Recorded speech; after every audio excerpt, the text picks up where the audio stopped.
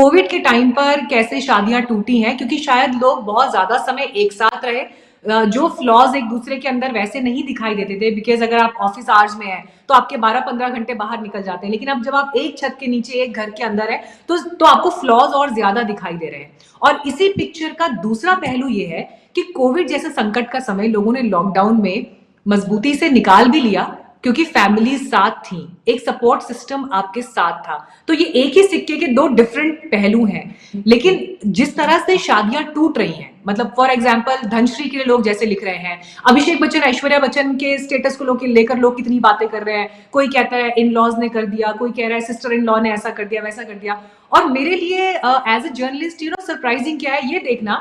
कि लोगों के जो अपने घरों में चीजें घट रही हैं, वो इना वे उस चश्मे के साथ ऐश्वर्या अभिषेक के रिश्ते को जज कर रहे हैं, उसी चश्मे के साथ वो धनश्री और युजवेंद्र चहल के रिश्ते को जज कर रहे हैं, उसी के साथ वो मलाइका अरोड़ा अरबाज खान के रिश्ते को जज कर रहे हैं, ऋतिक और सुजैन के रिश्ते को जज कर रहे हैं। तो आपके पास अपनी परिस्थितियां हैं और उन परिस्थितियों पर स्टैंप लगाने के लिए आप दूसरे के रिश्ते और दूसरे के घर की परिस्थिति को दिखा रहे, देखिए जी उस फलाने के घर में ऐसा हो रहा है, या उस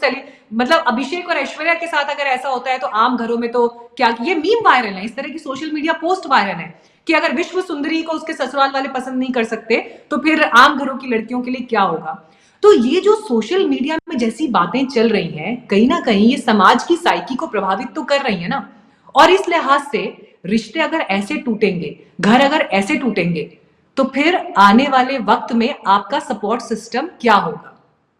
ये समाज के लिए कितना बड़ा चैलेंज है। नहीं, आई थिंक जो आपने कहा मीनाक्षी की, जो कोविड में शादियां हुई हैं उसमें से काफ़ी शादियां टूट चुकी हैं। और इसमें एक चीज़ देखना बहुत ज़रूरी है कि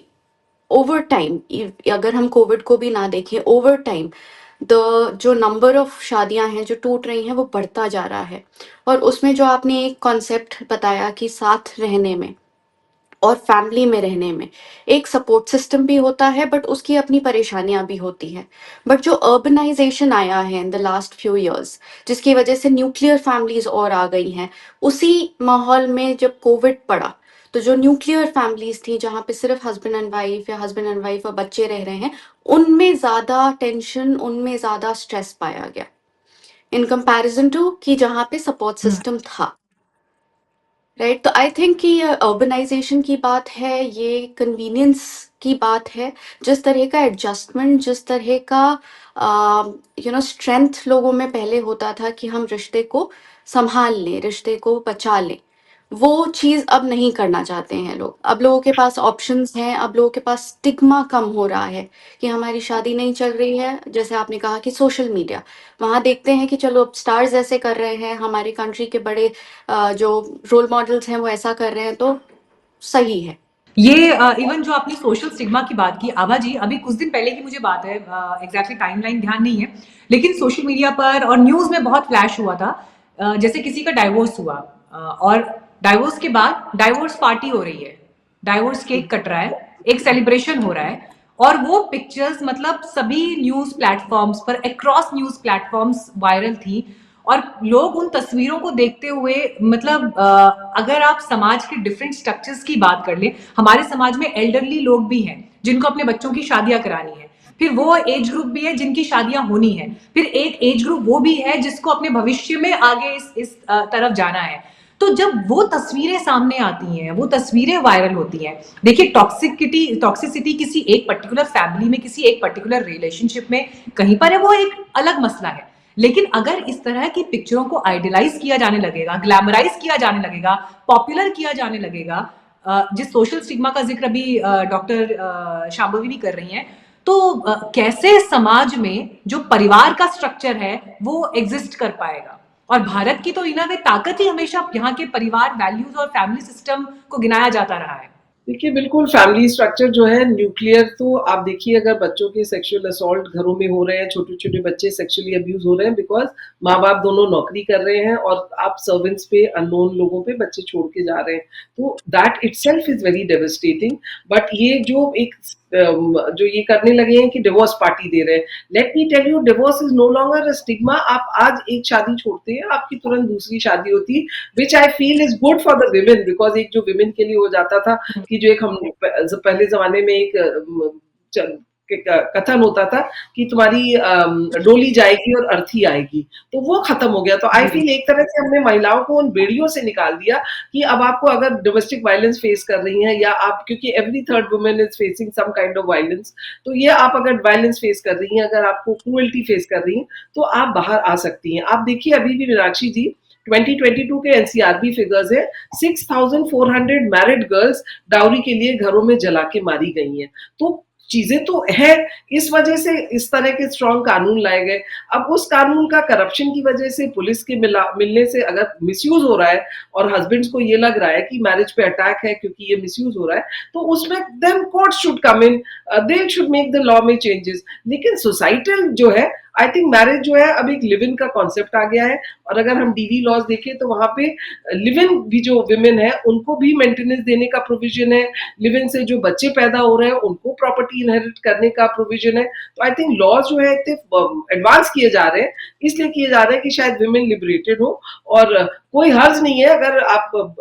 एक बैड मैरिज में है तो you should step out, but yes not to that extent कि आप एक दूसरे पार्टनर को सुसाइड के लिए मजबूर कर दें, या Absolutely. आप अपने बुढ़े सास ससुर को 70, अभी एक 77 साल की मदर इन लॉ 2 दिन जेल भेज दी गई 498 में, तो ऐसे जो क्रूअल्टी के नाम पे, तो आई फील वो चीज नहीं होनी चाहिए। एंड ये इसमें एडवांटेज जो होता है पुलिस का होता है, पुलिस नहीं लेती है, उसको मोटा पैसा मिल रहा है, वो फट से 498 की एफआईआर लिख देती है, जबकि सुप्रीम कोर्ट ने कहा भी है कि SP of the district they should see and then these FIR should be written. तो मुझे लगता है some instructions have to come कि डाउरी केसेस में एफआईआर तुरंत नहीं लिखी जाएगी, अरेस्ट तुरंत नहीं होगा, 1 हफ्ते इनको इन्वेस्टिगेशन होगा, सीनियर ऑफिसर्स की परमिशन ली जाएगी। अगर वो चेक्स एंड बैलेंसेस ले आए तो हम कहेंगे कि सांप भी मर जाएगा, लाठी भी नहीं टूटेगी। देखिए अभी तक जो चर्चा ओवरऑल हुई शादियों से लेकर तलाक और समाज पर उसका जिस तरह से इम्पैक्ट पड़ रहा है, इसमें एक बड़ा एंगल हमने सेलिब्रिटी वेडिंग्स का भी उठाया है कि वहां पर जिस तरह से शादियां, जिस आधार से शादियां और जिस वजह से शादियां होती हैं,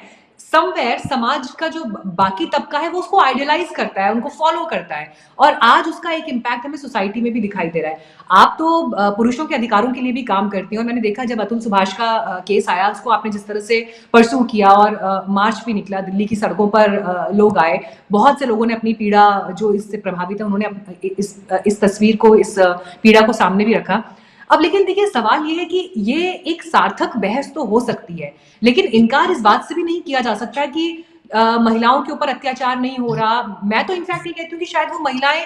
कोर्ट तक या लीगल हेल्प जहां से उन्हें मिलती है वो वहां तक पहुंच भी नहीं पाती हैं। लेकिन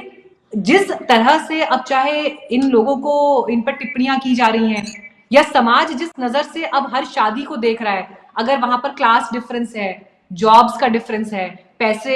फाइनेंशियल स्टेटस का डिफरेंस है, तो अब इसी नजर से देखा जा रहा है, अच्छा जी ये शादी तो इसलिए हुई होगी, पैसे के लिए होगी, ये तो इनका तो ये हित होगा, देखना 2 साल बाद अब ऐसा हो जाएगा। तो आपको लगता है कि शादियों का अस्तित्व अब खतरे में आ रहा है? मीनाक्षी देखिए,